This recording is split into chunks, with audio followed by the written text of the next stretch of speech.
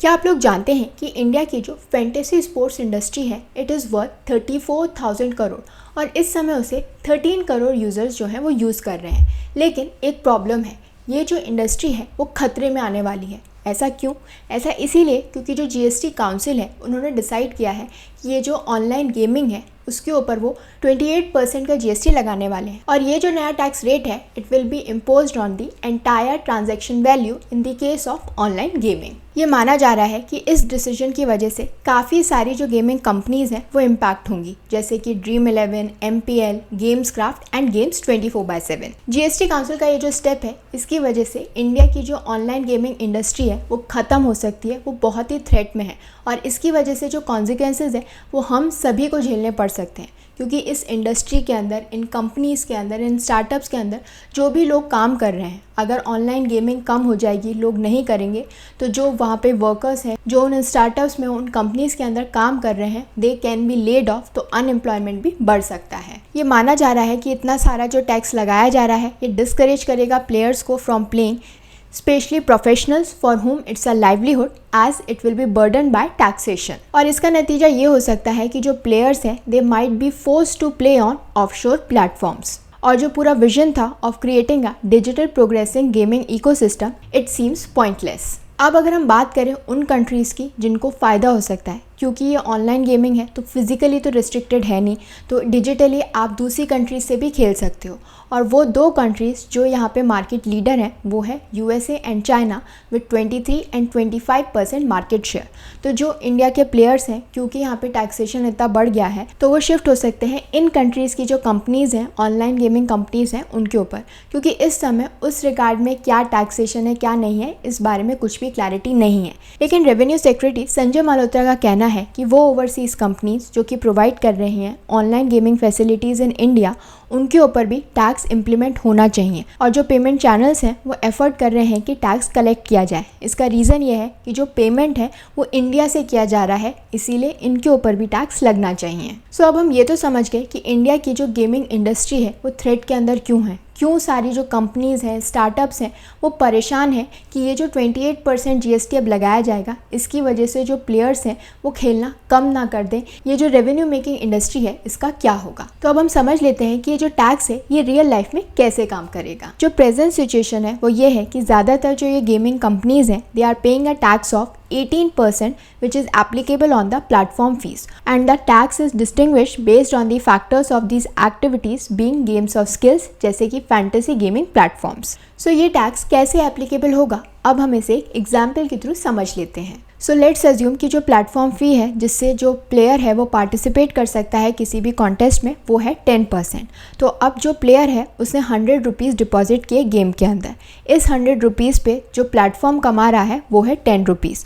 अब ये जो 10 रुपीज़ है उसके ऊपर 18% जीएसटी जो है वो एप्लीकेबल है। इसका मतलब ये है that effectively on every 100 rupees जो जीएसटी उसके ऊपर लग रहा था वो था 1.8 रुपीज़। लेकिन ये जो नया स्ट्रक्चर है उसके अंदर जो जीएसटी है इट इज़ 28% जो कि एप्लीकेबल है on the entire face value of the bet और the consideration paid and not the platform fee. इसका मतलब ये है कि जो 100 रुपीज़ डिपॉजिट किए जा रहे हैं, अब जो जीएसटी है, जो 28% जीएसटी है वो इस पूरे 100 रुपीज़ पे लगेगा, ना कि सिर्फ प्लेटफॉर्म फ़ी के ऊपर। तो अब 100 रुपीज़ पे आप कितना जीएसटी दोगे, विच इज़ 28 रुपीज़, और पहले कितना दे रहे थे, 1.8 रुपीज़। सो इन शॉर्ट हम कह सकते हैं कि ये जो नया टैक्स रेजीम है इसके अंदर जो जीएसटी ऑनलाइन गेमिंग प्लेटफॉर्म्स के ऊपर एप्लीकेबल होगा it has increased around 15.6 times. So यही रीज़न है कि क्यों ये जो सारी ऑनलाइन गेमिंग कंपनीज़ हैं वो इस डिसीजन को कंडेम कर रही हैं, इससे नाराज़ हैं, उन्हें खतरा है। इनफैक्ट वो एम्प्लॉयज़ जो कि इन इंडस्ट्रीज़ के अंदर काम कर रहे थे उनके जॉब पे भी खतरा है। तो अब हम डिटेल में समझ लेते हैं कि जीएसटी काउंसिल के इस डिसीजन से सबसे ज़्यादा इम्पैक्टेड पार्टीज़ कौन होंगी। सो ये जो डिसीजन है इसे अप्लाई किया गया है indiscriminately to gaming as well as gambling platforms, और वो कंपनीज जिन्होंने सालों लगा दिए ये समझाने में, ये बताने में that there is a difference between game of chance and game of skill, वो इससे सबसे ज़्यादा इम्पैक्टेड है। इनफैक्ट जो ऑनलाइन गेमिंग है it is the only segment of the internet economy that has multiple highly profitable companies. For example अगर हम Dream11 की बात करें तो फाइनेंशियल ईयर 2022 के अंदर they had a net profit of 143 crore rupees on a revenue of 3,841 crore rupees. इसके अलावा अगर हम games craft, rummy culture, गैमीज, rummy time in सब की बात करें तो it has touched around 2,112 crore rupees in revenue as its profit grew to 937 crore rupees in financial year 2022. लेकिन जीएसटी काउंसिल का ये जो डिसीजन है इसका इम्पैक्ट ऑलरेडी इन कंपनीज पर दिख रहा है. We can see that stocks of Delta Corp and Adda 52 were down by 22% at the time of publishing. इसके अलावा जो नज़ारा टेक्नोलॉजीज़ है जिनका मानना था कि ज़्यादा इम्पैक्ट नहीं होगा, it was down by 3.6%. India का जो ऑनलाइन गेमिंग मार्केट है वो काफ़ी बड़ा है और काफ़ी तेज़ी से ग्रो कर रहा था अगर हम दूसरी कंट्रीज से कंपेयर करते. लेकिन अब क्या होगा कुछ भी नहीं पता. करेंटली अगर हम रेवेन्यू देखें of the Indian mobile gaming industry का तो it was expected that it will exceed $1.5 billion in 2022 and is estimated to reach $5 billion in 2025. ये जो इंडस्ट्री है इसने ग्रो किया है at a CAGR of 38% between 2017 to 2020. और अगर हम इसे चाइना और US से कंपेयर करें तो चाइना में जो रेट थी इट वाज 8% और US के अंदर 10%. और अभी तक ये माना जा रहा था कि इंडिया के अंदर अब ये 15% पे ग्रो करेगी to reach at 153 billion rupees in revenue by 2024. लेकिन जीएसटी काउंसिल के इस डिसीजन के बाद अब इस पूरी इंडस्ट्री का क्या होगा, किस रेट पे ये ग्रो करेगी, किसी को भी नहीं पता. सो लेट्स सी फ्यूचर में क्या होता है, कितना ये ग्रो करती है, लोग जो हैं प्लेयर्स जो हैं वो इस पे खेलेंगे या नहीं खेलेंगे, जो इन कंपनीज़ के एम्प्लॉयज़ हैं उन पर क्या फ़र्क पड़ता है. लेकिन अगर हम जीएसटी काउंसिल की बात करें, वो अथॉरिटी जिन्होंने डिसीजन दिया कि गेमिंग इंडस्ट्री के ऊपर 28% का टैक्स लगाया जाए, वो आखिर हैं कौन, उनके क्या फंक्शंस हैं, क्या रोल है और ये जो पूरा डिसीजन है वो कौन लेता है. सो ये जो goods and service tax council है ये एक कॉन्स्टिट्यूशनल बॉडी है जो कि रिकमेंडेशंस देती है यूनियन और स्टेट गवर्नमेंट को on issues related to goods and service tax.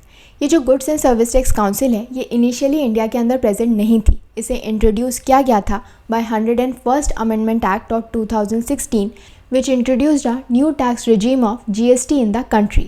और ये माना गया था that for the smooth and efficient administration of this tax ज़रूरत है कोऑपरेशन और कोऑर्डिनेशन की between the centre and the states. And in order to facilitate this consultation process ज़रूरत थी कि एक जीएसटी काउंसिल स्टैब्लिश की जाए और इसीलिए आर्टिकल 279A इंट्रोड्यूस किया गया था under the constitution of India. अब हम समझ लेते हैं कि जो goods and service tax council है इसके अंदर कौन कौन लोग होने चाहिए, कौन है जो बैठ के डिसाइड करेंगे कि कितना टैक्स इम्पोज करना चाहिए, किस पे कितना टैक्स लगेगा, तो कौन कौन मेंबर्स जो हैं वो इसके अंदर शामिल होते हैं. सो ये जो काउंसिल होता है ये बेसिकली एक जॉइंट फोरम होता है of the centre and the states and consist of the following members which are Union Finance Minister as the chairperson, Union Minister of State in charge of Revenue or Finance, Minister in charge of Finance or Taxation or any other ministry nominated by each state government. और जो members of the council होते हैं from the states उन्हें अपने आप में से choose करना होता है to be the vice chairperson of the council. और इसके अलावा जो यूनियन कैबिनेट होती है वो भी ये डिसाइड करती है कि वो किसको इंक्लूड करे as the chairperson of the central board of excise and customs as a permanent invitee to all proceedings of the council. So this was all about GST Council. I hope this information was helpful to all of you. Please do like, share and subscribe to my channel. Thank you.